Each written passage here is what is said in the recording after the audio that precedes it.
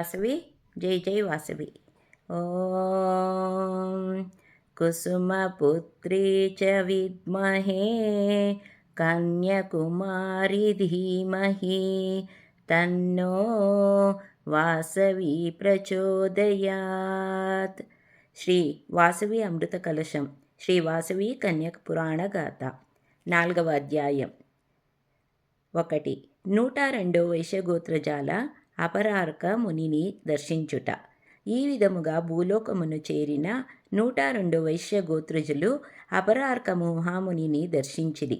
వారు దుఃఖభరితులై, ఓ ముని చంద్రమా, మేము మీ వంటి యోగ పురుషులు సేవాభాగ్యమున దివ్యత్వము పొంది 3 లోకములను స్వేచ్ఛగా సంచరించుచుంటిమి. కానీ అవి ఈనాడు మాకు దూరమైనవి. త్రిమూర్తులను సేవింపమని మా జన్మ ఎందులకు మాకు జీవితముపై ఆశ నశించినది.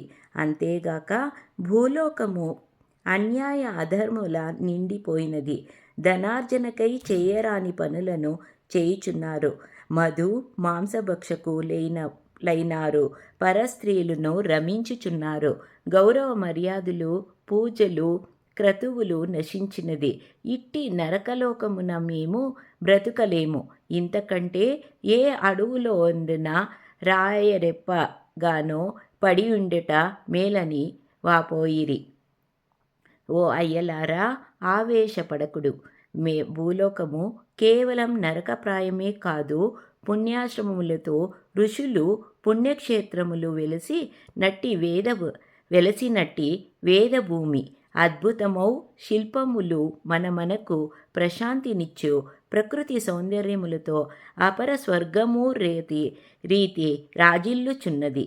యచ్ఛాం తద్భవతి అన్నట్లు ఎవరు ఏ భావమున్న చూచెదరో వారికి ఆ విధముగానే కనిపించును. దేవాది దేవతలు సైతము భూలోకమునకు వచ్చి తపస్సులు చేసి కోర్కులను కొనుకుచున్నారు. మరి కొందరు శాప విముక్తులైచున్నారు. అంతవరకు ఎందులకు హరిహర బ్రహ్మాదులు వివిధ అవతారములను ఎత్తి ఈ భూమికెతించి దుష్ట శిక్షణ శిష్టరక్షణ గావించినారు. వారిని మీరు ఆదర్శముగా తీసుకొని చరించవలెను. అంతేగాని ఇట్లు అధైర్యమును పొందకూడదు. పాలిటికి వచ్చిన దానిని పరమాన్నముగా స్వీకరింపుడు.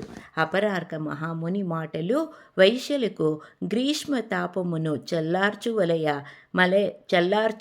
మలయ మారుతములుగా కాగా వారందరూ కొంత స్వస్థత నొంది ఇట్లనిరి. మహాత్మా, మీరు సత్యమును వచించితిరి. కర్మ బలీయమో దీనిని అనుభవింపవలసినదే. మరి మేము ఈ కర్మను బాపుకొనుట ఎట్లో? మరలా మాకు త్రిలోకాధిపతులను సేవిస్తుమునుమటి దివ్యత్వము పొందుటకు తగిన తరుణోపాయమును చెప్పమని వేడిరి. 5. అపరార్కముని ఈశ్వర సాక్షాత్కారమును గురించి బోధించుట. నాయనలారా, శ్రద్ధతో అలకింపుడు.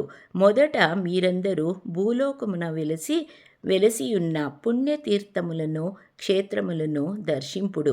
తరువాత బంగారుతో గాని మట్టితో గాని శివలింగమును చేసుకొని సూర్యదేవుని కెదురుగా నిలబడి ఎడమ ముంచేతిపై శివలింగము నుంచుకొనవలను. మొదట గణపతిని ప్రార్థింపవలెను. పిదప లేత బిల్వపత్రములు, నందివర్ధనము పూలతో శివపంచాక్షరిని జపిస్తూ పూజించి ధూప దీప నైవేద్యములతో పూజను ముగించవలెను. ఇదియే శివపార్థ్య పూజ. ఇది పరమ దివ్య రహస్యమైనది.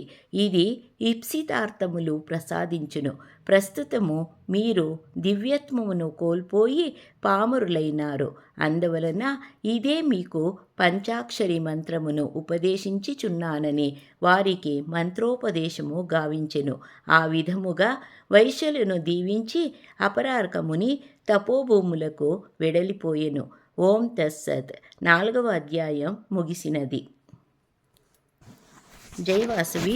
జై జై వాసవి.